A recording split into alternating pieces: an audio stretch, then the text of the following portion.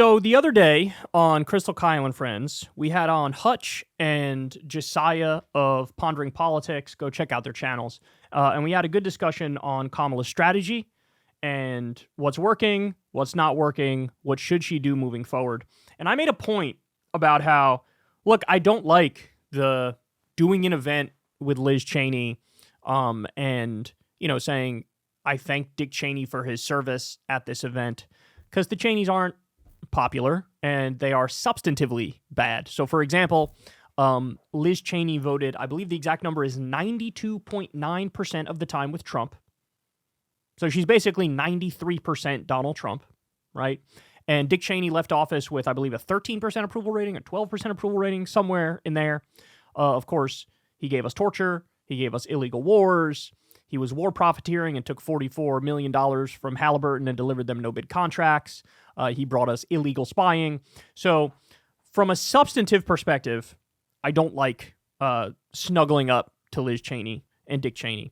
But also from a political perspective, I don't think it gives them the benefit they think it does, right? In their mind, they think we're going to bring in disaffected Republicans and moderate Republicans. That's Dick and Liz are not moderate. Let's just get that out of the way. But they think, oh, this will attract moderate Republicans.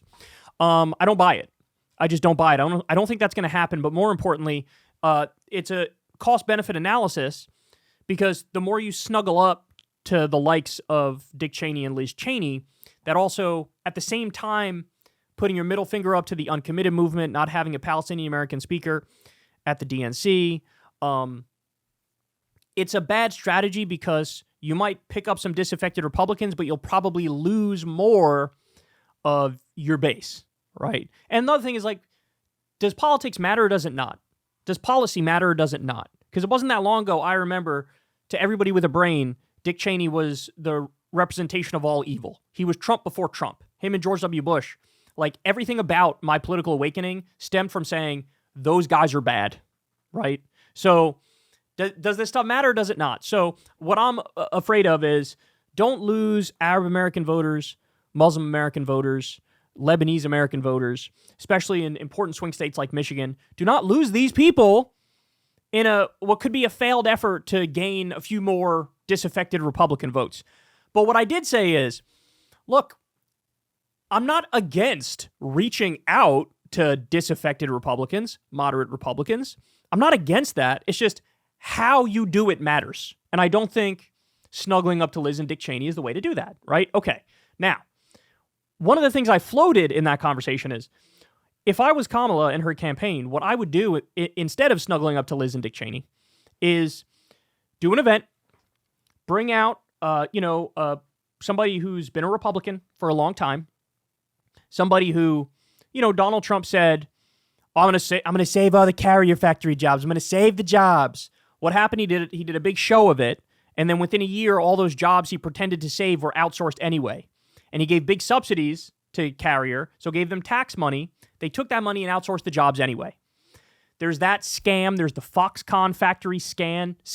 He scammed everybody, right? Made it seem like I'm going to protect the jobs. He didn't. In fact, under him, we lost 200,000 manufacturing jobs. So I said, bring out a carrier factory worker and, do an event and have this person, hey, I was a Republican, I've been a Republican, but Trump's a con artist and he stabbed us in the back. That's what I told. Well, I'll be damned. She almost did exactly the thing I was saying she should do. Now, I actually don't know if this guy's a Republican, but he certainly codes Republican. They're big, beefy white boy here. And he was at one of Kamala's rallies in Wisconsin, and he said this. Vice President Harris has always put workers first and held corporations accountable.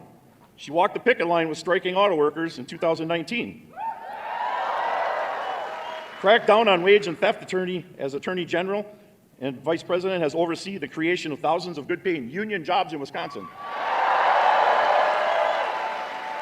She knows that unions are backbone of the middle class, and when middle class is strong, America is strong. On the other hand, Mr. Donald Trump doesn't know a thing. Exactly. He doesn't know a thing about working people. He gave massive tax breaks to companies to create incentives for companies to ship their jobs overseas. Ooh. He tried to gut workers' rights. He tried to gut workers' rights, advocate for national right to work, and he has even said that companies should fire workers. Along with his good friend Elon Musk. Ooh. Trump's Project 2025 agenda would go even further to attack the ability of unions to even have ability to organize. The bottom line, Trump's a scab. He's a scab. He doesn't like union people. When unions are strong, the middle class is strong.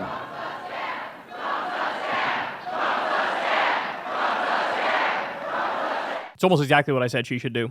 The only thing is, I don't think he's from the carrier factory. But by the way, get on that. Get on that. Get one of those disaffected carrier workers who was fired. They'll come out there and tell you, I was a Republican. I believed in Trump. Trump outsourced my job. Fuck him. But this is close to what I was saying she should do. This is close. Guys, this is smart. This is smart politics. 200,000 jobs outsourced.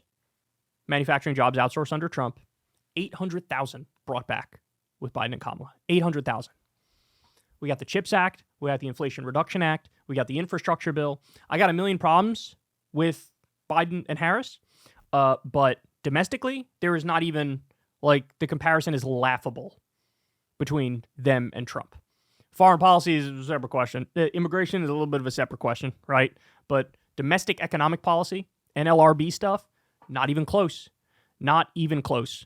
So I love this strategy. Look, people have to know what actually happened under Trump. Here's a fact for you. Did you know that 2 million people lost their health insurance with him in office? 2 million people.